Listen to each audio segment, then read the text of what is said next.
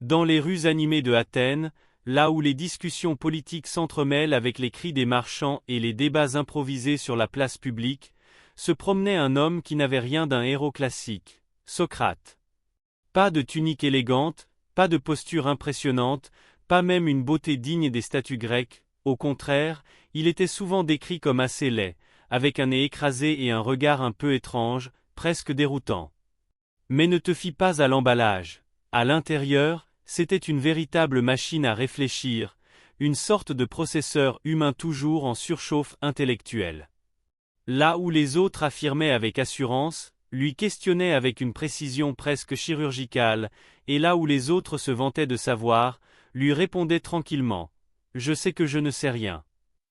Et non, ce n'était pas de la fausse modestie pour briller en société, ce n'était pas un truc de rhétorique pour impressionner.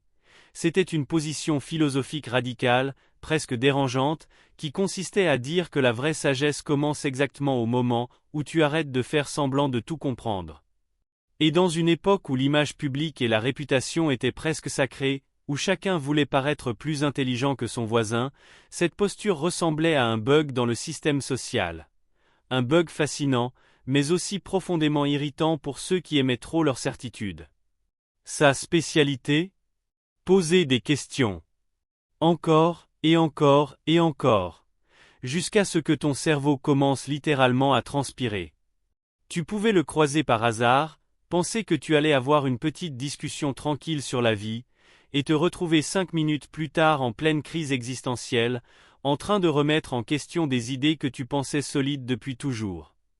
Qu'est-ce que la justice ? Qu'est-ce que le courage ? Qu'est-ce qu'être une bonne personne ? Des questions qui ont l'air simples, presque innocentes, mais qui deviennent rapidement de véritables pièges intellectuels. Parce que dès que tu répondais, Socrate ne s'arrêtait pas là. Il creusait, il analysait, il démontait ta réponse pièce par pièce, jusqu'à ce qu'elle s'effondre comme un château de sable face à une vague un peu trop ambitieuse. Cette méthode, qu'on appelle aujourd'hui la maïeutique, c'est un peu comme si ton cerveau était une application, et que Socrate débarquait sans prévenir pour faire une mise à jour forcée, sans bouton annulé. Pas toujours agréable, clairement, mais terriblement efficace pour détecter les bugs dans ta manière de penser. Et une fois que la mise à jour est installée, impossible de revenir à l'ancienne version. Tu vois les choses autrement, et ça change tout. Évidemment, ce genre de personnage ne pouvait pas plaire à tout le monde, et on peut comprendre pourquoi sans trop forcer. Imagine un instant, tu es un politicien respecté, tu as l'habitude de parler avec assurance, de convaincre, de dominer les débats. Et là, un type en sandales, avec un look qui crie « Je n'ai clairement pas fait d'effort ce matin », vient démonter ton discours devant tout le monde avec 2 ou 3 questions bien placées. Résultat ? Tu passes non seulement pour quelqu'un qui ne maîtrise pas son sujet, mais en plus, tu perds en crédibilité devant ceux que tu voulais impressionner. Et ça, dans une société où l'honneur est une monnaie sociale, ça pique. Petit à petit, Socrate s'est donc construit une solide collection d'ennemis. Des hommes influents vexés, des penseurs contrariés, et même des citoyens ordinaires qui en avaient assez de se faire piéger dans ces discussions. On l'accusa alors de 2 choses très sérieuses. Corrompre la jeunesse, parce qu'il apprenait aux jeunes à poser des questions et à ne pas accepter l'autorité aveuglément, ce qui, évidemment, était vu comme un petit scandale, et ne pas respecter les dieux traditionnels. En gros, réfléchir devenait suspect, et penser librement commençait à ressembler à une menace. Et dans une société qui se considérait pourtant comme avancée et civilisée, ça en dit long sur la fragilité de certaines certitudes collectives. Puis arrive le moment du procès, un moment presque théâtral, où tout aurait pu basculer autrement. On pourrait s'attendre à ce que Socrate fasse profil bas, qu'il s'excuse, qu'il joue la carte de l'humilité pour sauver sa vie. Après tout, c'est ce que beaucoup auraient fait. Mais non. Fidèle à lui-même jusqu'au bout, il reste droit, ironique, presque provocateur, comme s'il refusait de changer de personnage même face à la mort. Il ne supplie pas, il ne joue pas la victime, il ne tente pas d'attendrir le jury avec des discours émotionnels. Au contraire, il continue de défendre ses idées avec une tranquillité déconcertante, comme s'il donnait encore une leçon en plein tribunal. C'est un peu comme si quelqu'un, face à une situation critique, décidait de transformer sa défense en conférence philosophique, un TED Talk avant l'heure, mais avec des conséquences beaucoup plus radicales. Et forcément, ça ne passe pas. Le verdict tombe, coupable. La sentence est claire, la mort. On lui donne même une porte de sortie, une chance de s'enfuir, de contourner le système. Mais Socrate refuse. Pourquoi ? Parce que pour lui, vivre en trahissant ses principes n'avait aucun sens, aucune valeur. Alors il accepte la sentence, boit la ciguë, et transforme même ses derniers instants en discussion philosophique avec ses amis. Oui, même à quelques minutes de mourir, il était encore en train de réfléchir, et surtout, de faire réfléchir les autres, comme si la pensée ne devait jamais s'arrêter, même face à la fin. Dans l'effervescence vibrante de l'Athènes antique, entre les débats politiques enflammés et les échanges commerciaux parfois bruyants, la présence de Socrate prenait presque une dimension symbolique, comme s'il incarnait à lui seul une forme de résistance intellectuelle. Contrairement aux orateurs élégants et soigneusement vêtus de son époque, lui se promenait pieds nus, avec une apparence négligée qui contrastait violemment avec la puissance de son esprit. Il n'avait rien d'un influenceur antique, pas de stratégie de communication, pas de mise en scène sophistiquée et pourtant, il captivait les foules avec une simplicité presque déconcertante.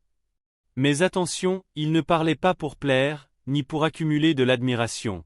Il parlait pour déranger, pour secouer, pour fissurer les certitudes bien installées dans les esprits. Son idée centrale était d'une simplicité presque provocante. La plupart des gens pensent savoir, mais ne savent pas vraiment. Et lui, avec une ironie douce mais redoutable, venait leur tendre un miroir intellectuel souvent peu flatteur. Imagine une époque où l'honneur et la réputation comptaient énormément, et où un homme pouvait, en pleine place publique, démontrer que tu ne maîtrises pas le sujet dont tu te vantes. C'est exactement le genre de chaos discret mais profond que Socrate semait au quotidien, sans jamais hausser la voix. Sa méthode de discussion n'était pas un simple échange d'idées, c'était une véritable exploration mentale, presque une enquête philosophique menée avec une patience redoutable. Il posait des questions qui semblaient anodines au départ, presque banales, mais qui se transformaient rapidement en labyrinthes intellectuels dans lesquels ses interlocuteurs se perdaient. Ce n'était pas un débat classique où chacun cherche à gagner, à imposer son point de vue, à marquer des points, c'était plutôt un jeu dangereux où Socrate te laissait avancer tranquillement, pour ensuite te montrer que le sol sous tes pieds n'existait pas vraiment. Il ne donnait pas de réponse toute faite, et c'est précisément ce qui rendait son approche à la fois frustrante et fascinante. Sa fameuse maïeutique, souvent comparée à l'art d'accoucher les esprits, n'était pas une expérience douce et confortable, mais plutôt un réveil brutal de la conscience. C'est comme si quelqu'un te faisait réaliser, en pleine conversation, que toute ta pensée reposait sur des fondations fragiles. Et une fois que tu en prends conscience, impossible de revenir en arrière. Tu es obligé de reconstruire, de repenser, de revoir entièrement ta manière de comprendre le monde. Évidemment, une telle manière d'exister dans la société ne pouvait pas rester sans conséquences, surtout dans une ville où l'image publique et l'influence politique avaient une importance capitale. Socrate ne se contentait pas de discuter avec des anonymes, il allait aussi directement interroger des figures influentes, des politiciens, des orateurs, des hommes de pouvoir. Et chaque fois qu'il exposait leurs contradictions ou leur ignorance, il ne faisait pas que les embarrasser, il fragilisait leur autorité aux yeux du public. Petit à petit, l'irritation s'est transformée en méfiance, puis en hostilité ouverte. On a commencé à le voir non plus comme un penseur original, mais comme un perturbateur social, quelqu'un qui semait le doute là où il aurait fallu, selon ses détracteurs, maintenir l'ordre et la stabilité. L'accusation de corruption de la jeunesse prend alors tout son sens. Elle reflète une peur profonde, celle de voir une nouvelle génération remettre en question les traditions, les lois, et même les fondements de la société. En réalité, Socrate ne corrompait pas, il éveillait, mais parfois, l'éveil dérange bien plus que l'ignorance, surtout quand il menace les structures établies. Le moment du procès révèle toute la cohérence du personnage, car là où la plupart auraient cherché à sauver leur vie à tout prix, Socrate choisit de rester fidèle à sa propre logique. Face à ses accusateurs, il ne change pas de ton, il ne devient pas soudainement humble ou suppliant, il reste égal à lui-même, lucide, ironique, et profondément cohérent.